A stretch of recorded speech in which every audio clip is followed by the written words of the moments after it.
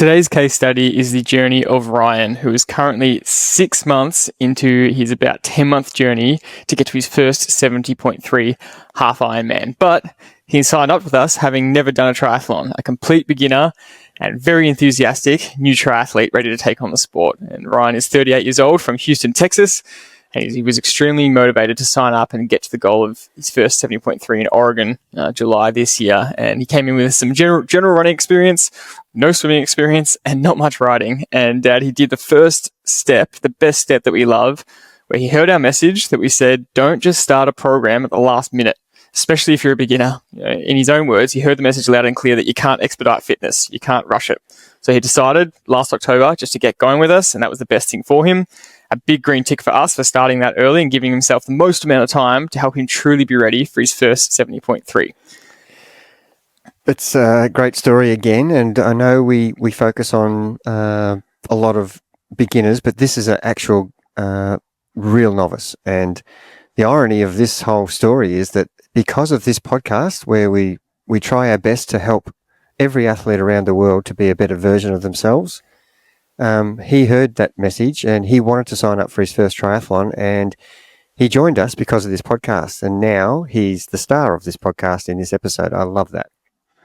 Yeah, and I think one of the key things I liked about his application was that he wrote that he doesn't want to just complete the race and scrape through it. He wants to complete the race well. You know, just because it's your first 70.3 doesn't mean you have to have a poor experience. It doesn't mean you have to go in with a lack of confidence. Any beginner athlete, if they give themselves enough time and preparation, can get to their first 70.3 super confident and in a great position to execute and perform really well and get a really, really good result. It's an absolute myth and misconception that your first one has to be a bit of trial and error, that your first one has to be your first go to learn a lot. You know, if you do the preparation properly, if you have enough practice, sprint, Olympic, testing, training, mock trials, mock triathlons in your preparation, and you've given yourself enough time for that, by the time you get to your first race day, it won't feel like your first race. That's a really, really important point from us that we want athletes to understand. Boy, George, you have to have a lot of trust in the process, don't you? And that's what we really are big on. If you've done the work in training, you know your numbers, you know what your power numbers are, what your swim pace is, and what your running pace is. You know, why would you not believe that going into your first race? And of course, we want you to do some other races in between, which is exactly what Ryan's done. He's done his first sprint race, and, you know, the anxiety, nervousness that he's got for that race will be a little bit less when he comes to his big 70.3 in July. And, you know, if we get to do another race in between now and then, hopefully another Olympic, and that always depends on people's work and time and family, and if there's a race available. But that would be what we'd be encouraging him to do, so that he gets another experience of that week of the race, the night before, what meal to have, what to go to bed, what time to get up, what breakfast to have, how to set your race bike compound up, what should you be doing, you know, just before the race, how do you warm up properly, all those things. You want to have a little bit of an experience at that. And that's one of the things where we say you shouldn't really do your A race without doing something else. We're not talking about doing 2A races 70.3. We're talking about doing some minor B, C races, or some mock events where if there's no races available for you, where you get to practice all of that. You know, you get a little bit nervous the night before, even though it's only a B race. And that holds you in good stead for when it really counts on the day that you want to.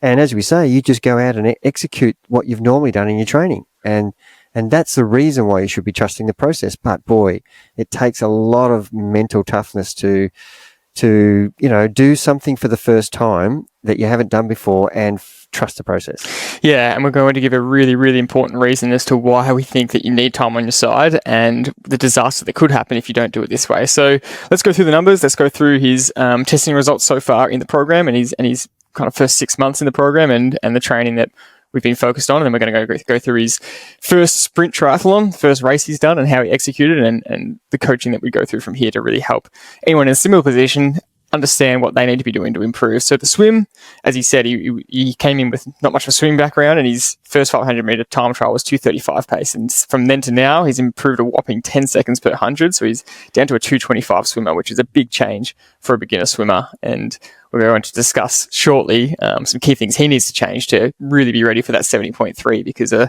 500 meter time trial to start is a great starting point, but you've got to swim 1900 meters in open water for a 70.3. Yeah, and look, swimming, the most technical sport you can actually try to start from scratch on, you're well behind the eight ball if you haven't swum as a young child growing up.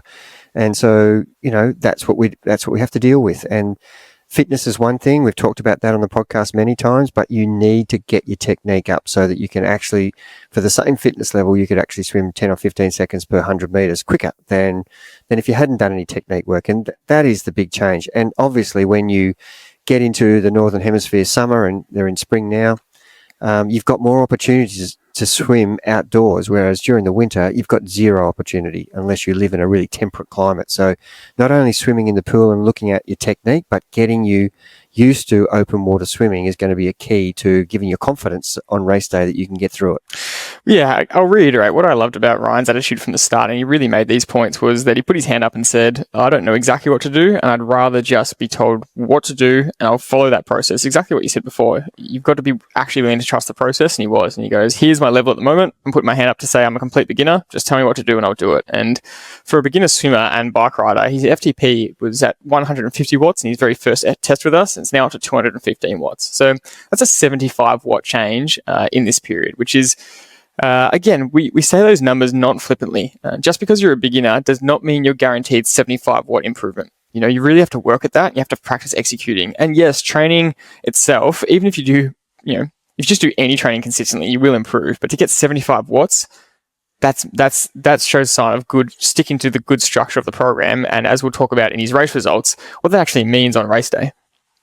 Yeah, and look, when I looked at when Coach Matt was showing me his execution, I could see that he left a lot on the table. He's still, we ask our athletes to try to get to that tipping point sooner after they've done 3 or 4 FTPs over this journey. And, he was still starting conservatively and had, 15 to 20 watt difference between his slowest 5-minute effort and his fastest 5-minute power effort. And so there's still way more to improve, and it's just about executing and trusting the process. About I'm improving at a massive rate because I'm following the structure of the program that we're giving him, which is it's kind of exciting that he's 75 watts is unbelievable for most people. That would take 18 months to get that 75 watt improvement, but I think there's still another 50 watts out there that with him getting the confidence and understanding how to execute, and he's still learning. As we've said many times, it takes 2 or 3 years to actually learn how to time trial properly. I don't say that flippantly either. That's the truth. And there are some athletes who are extremely exceptional, and they can pick it up very quickly. And actually, Ryan's coach, Matt, is an example of that. He's only been following the program properly for a short period of time, and he is now probably equal to our fastest time trialer in our whole Trivelo group. And that includes Tom Page, who's world champion. So, that's a big rap for someone who's actually learnt it very quickly. Absolutely. Talking about Ryan's running, he actually started on a walk-run program. So he spent the first month on a bit of a walk-run program and didn't complete his first 5K TT with us until a month into the program. And his 5K time in those time trials has gone from 4:37 pace down to 4:29 pace. And that's not even an updated number. And this is the point we want to make next, is that number was from a time trial back in January. Ideally, he had some testing in February, March. He was supposed to complete, especially before this sprint triathlon that he's done as his first ever race. But he had some interruptions. He was had some sickness that stopped him completing that. So I have no doubt that number is now outdated, and his 5K would be faster than that. But it's a really important point that we want to emphasize right now. It's probably the most important point of this episode that we want to get right, is that he actually hasn't had a completely smooth run in the training process due to various reasons, sickness, interruptions. He's missed a few key time trials, and I would say endurance sessions as well. And so firstly, I want to talk about the endurance side and talk about this big lesson. Because he was more of a beginner, he started really quite low in terms of his longest ride and longest run. It's one of the key questions we ask an athlete when they start is, what's your longest ride and your longest run so far? And how far is that gap between where you are now and what you need to be doing volume-wise to be a 70.3 athlete?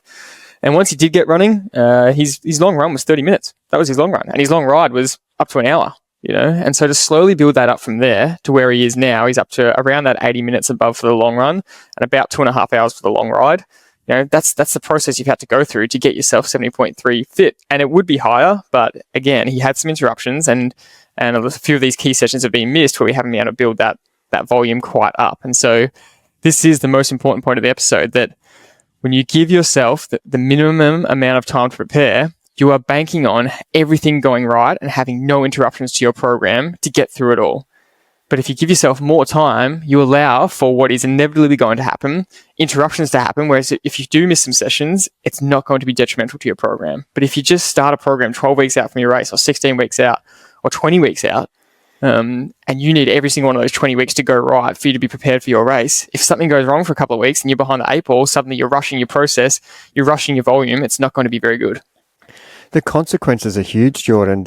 I want people to actually stop and think for a minute. If you've got, say, 10 weeks where you're trying to progress your long run from 70 minutes to 80 to 90, gently adding 10 or 15 minutes, if you miss a week here or a week there, you lose 30 minutes by missing 2 weeks out of 4. So you're already 30 minutes behind where you should be. And so if you only give yourself 12 weeks, what do we do there? Do we just allow you to go from 70 to 100 minutes and just skip the progression, the 80 to 85? Well, that's a really big risk. The consequence is that your body can't cope. You may injure yourself. You may run yourself down health-wise and get sick. And, when your immune system's being challenged by training so consistently, anything that's out of the ordinary, and that's why slow progression is a better way to train. That's why giving yourself longer time is a better way to train. But also, getting sick is going to also stop you from having consistency. So the idea that you can jump 30 minutes instead of 15 or 10, think about the fatigue you will have. Your body does not like to do extreme changes. We need it to sneak up on it. So the fatigue you would be carrying from that session would mean the consequence is Monday and Tuesday. Say you did that long run on the Sunday. Monday, Tuesday, you have to actually kind of recover a bit because you've really pushed yourself too far from a 70-minute run to an hour 30. At 1 hour 10 to 1 hour 30, you've jumped 20 or 30 minutes. And so you may have to actually pull back on the Tuesday session, which was meant to be some sort of intensity on the bike. And they're the consequences we're talking about. And that's why one of the key things that we brush over, you need to give yourself more time for these events. Well, that's a detailed reason why. And you need to hear that rather than the sentence of, oh yeah, you should give yourself longer time. Well, why? And that's kind of what we're trying to get across. Absolute best case scenario, nothing goes wrong, which is very, very unheard of. Most common case scenario, you lose a few weeks here or there due to sickness or a niggle or something or family or work interruptions or life just happens. And also very common, you lose 2 to 4 weeks due to something. So something major might happen. And so if you have to think that, let's say you're only giving yourself 16 weeks and then 2 to 4 weeks of that is taken out due to life happening, you haven't got very much time then to get yourself right, and you don't want to be in that position. So that's why we reiterate this a lot.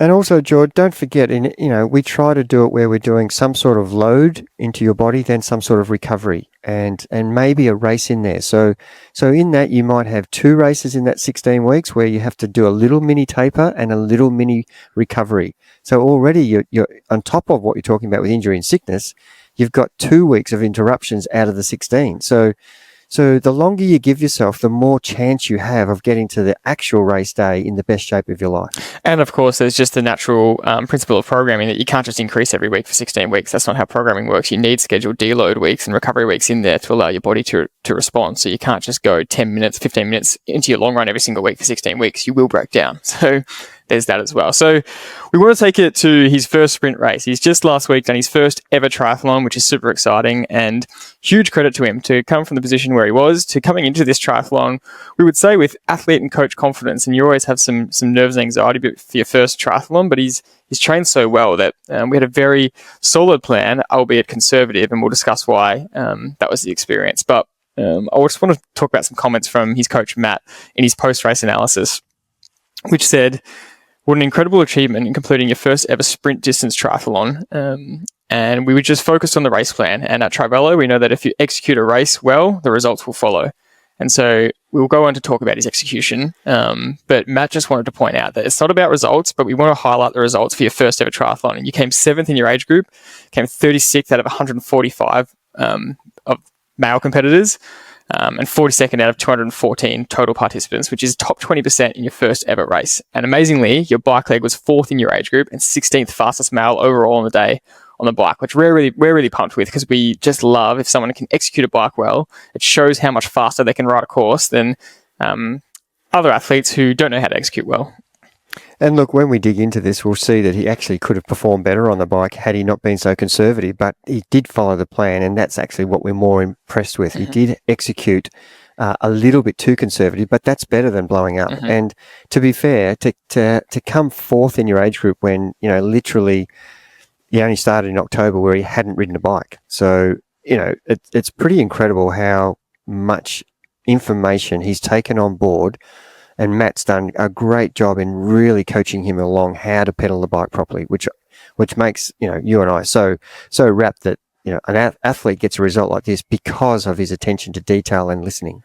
Yeah, spot on. And if we're doing a bit of a race analysis on the execution, we kind of want to talk about each leg and what he did well and where the areas for improvement are. And as you just said, Matt's done a great job, and we call it implementing the Trivelo way. We have our principles, and we get all our athletes to follow these principles, and we have the post-race analysis to really, we want proof. We're just always looking for ways to improve. And this is why we're not afraid of testing, why we're not afraid of races, because we want to see in the data what's happening. Was your program effective?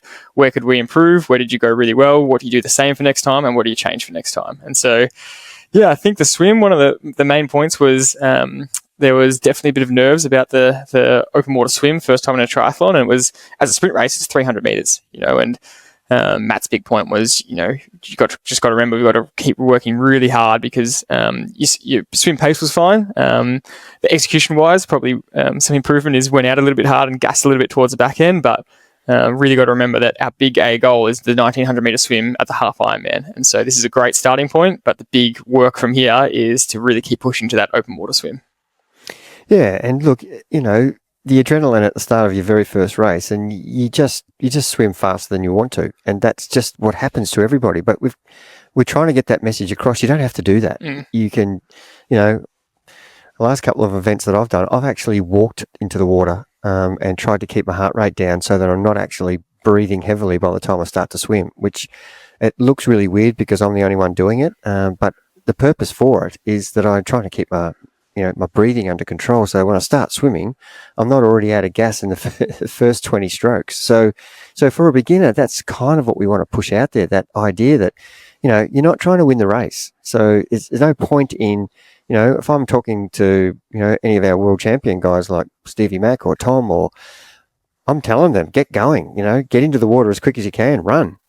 So it depends on who you are. So this is Matt's, got Ryan to do this properly, because he's a beginner swimmer, and he knows that he'll have an uncomfortable swim if you start out overgassed already from the start. Yep. And that's the key to this. Yep, absolutely. Looking at the bike, basically his range was around 195 to 205 watts approximately, and he absolutely nailed that power execution. His first half was 197, and he came home like a train in the second half at 211 watts and was flying home at actually 40 k's an hour. But explain to us why, on paper, this looks like really good execution for your first triathlon. We couldn't ask anything better to do much faster second half than the first half. But why was this actually not ideal for this course and for Ryan? And look, we talk about the negative split in running and a little bit in cycling, where we want to hold the power average for the whole of the ride. But when you break it down to out and back, you want to ride the course, and the course may have a headwind or a tailwind. So there's the first thing you're actually asking yourself. Is the start of this event a headwind, or is it a tailwind, or is there no wind? So you're trying to work out what power to ride against the course, like how the course is set up. And so for Ryan, for this particular race, the start of the race for the bike was the hardest section, and it was uphill. So that's the area where we would want to be riding middle to top of your range. And so because Ryan was so drilled in being conservative early, he missed that opportunity to ride higher power where the bike's going slower. And so when he came to the fast section, he had way too much energy left. So he left a lot out there, but that's okay for your first effort. You know, we can't be critical of that. He's really trying to follow the principles of what we coach, but we always also add that you have to race the course and race your power as well. So that's a good lesson for him. It just makes me laugh because we just go on and on about executing well and being conservative at the start and coming home stronger. And then you go, well, an athlete does it perfectly to what we say. And we go, actually, that wasn't good enough. But that's just the standards we have for, there are ways to get the absolute most out of every single course. And your first triathlon, we don't expect you to remember and know every single way. That's why it takes 2 to 3 years of time trialing we really call it the art of time trialing, is to maximize every second on the course. And so, unbelievable execution for the first one, and then we just have high standards of going, that's great, that's exactly what we wanted, but next time you'll probably gain a couple of minutes in a sprint distance by riding the uphill slightly harder and then coming home strong with the downhill and potential tailwind. Yeah, look, you know, there's no negative here. We're trying to get this message about Ryan's event across to everybody listening, that, you know, it's just not about the average power. It's about how you execute the course setup and when to ride the power higher and when to ride the power lower. And that's the message we're trying to get across. Well, the main thing is for a beginner cyclist to be one of the strongest riders on the day, you know, purely down to execution and riding well and riding smart. It's not about ability. It's not about how good your watts is or your average speed is. And we keep preaching this message. You can be as fit as you like. You can be a gun rider in terms of wattage and output. But if you don't execute properly, you're not going to get a fast result on the day. You're not going to get the fastest time you possibly could. Yeah, and we talk about it's not a ability thing in terms of your VO2 max, in terms of how physiologically capable you are. It's a skill to practice. It's a mindset and it's a concentration thing.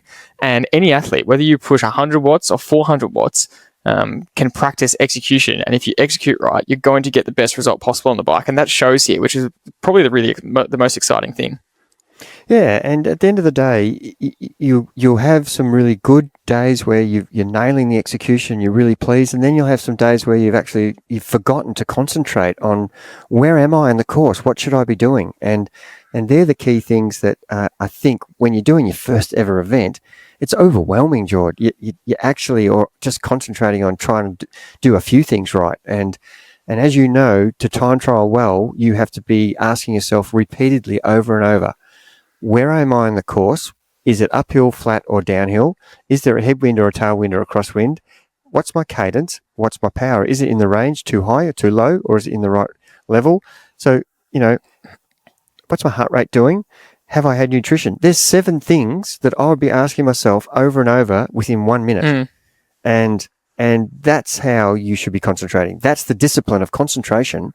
And you wouldn't know what's going on around you because you are so focused internally about looking at all that information. Of course, you're looking where you're going so you don't run into people. But you know, they're the things that you can't expect a first person doing his first race to have that understanding. That's taken me 45 years to understand that. And for you yourself as a bike rider, you know, you've only been doing this for 10 years. And, you know, you're just getting really good at it in the last 2 or 3 years when I was sort of seeing you were taking it seriously and saying, listen, if you want to really ride properly, these are the things you need to concentrate on rather than just letting you go for a ride and letting you wing it. Well, you're going to be faster than winging it if you do it this way. And for the same fitness, we keep saying that, the same fitness level, you're actually faster doing it this way. Yeah, spot on.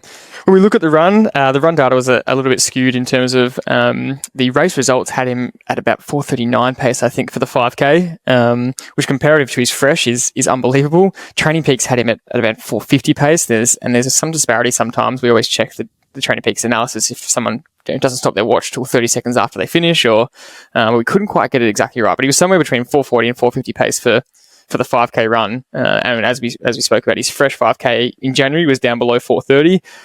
We think that's still conservative because he did have to, as we said, miss some recent testing. So we would say that his 5K is probably another 10 seconds down on that. But the point here is that, it's a great run and execution of the bike. He executed perfectly in terms of his first K was the slowest and his last kilometer was the fastest, which is exactly what we want, a negative split. But the big improvement here and the big coaching tip is we've got to keep narrowing that gap down. You know, if his 5K is about 4:20 pace and he's somewhere between 4:40 and 4:50 for 5K. We really want to get that gap between he's fresh and he's off the bike in a race as close as possible. That's the big goal. Yeah, and again, he was doing what the instructions were, and now he knows from doing this race. That's such a good thing to find out after you've done the race. His first K was 4:47 and his last was 4:22. And so, looking at that, you go, whoa, that's a 25-second per kilometre improvement. And so, yeah, he had too much left by the end and didn't realise that until it was a little bit too late. So he did leave a little bit out there. But that's why he felt so good, because he did start conservatively. So following the instructions enabled him to come home so fast. And he had a ball passing other people who had done the opposite. And, that's the same story you get every time when you actually execute like this. You're flying past people who are yelling out at you to say, oh, well done, mate, way to go. And you're feeling on top of the world, even though you're not running brilliantly that fast. You are actually faster than the rest of the people around you, which is a great feeling. Yeah, and to come into the race with a race plan where Matt was sort of saying it's great, we've got updated FTP numbers we can go off for your bike leg, but we don't have updated run numbers, and so coming in with fresh testing numbers, we're going off your numbers from January, so naturally that's going to make you us more conservative in the plan, and we can't just assume that you're faster because we haven't tested. We would logically think so, we would logically believe so, but we still don't want to bank on that without the test. And so it wasn't ideal to not have those new numbers, but it was a bit unavoidable. And so therefore, you have to go in with a bit of a conservative plan, which is, again, led him to run really strong in the back end. That's a good point that we raised, Jordan. That's why testing is so relevant to your race plan. So if you've got a 5K test and it's done in January and you're doing a race in March, you're a little bit guessing here because you would expect your numbers to improve, but that's only if you've done the right training. If you've had a lot of interruptions, you actually don't know whether you've improved. So that's a good reason why it's so important to know what your form is currently. And lots of people get an opportunity in other races to see what their form is in the last 4 or 5 weeks, especially in summer when there's a whole heap of races available.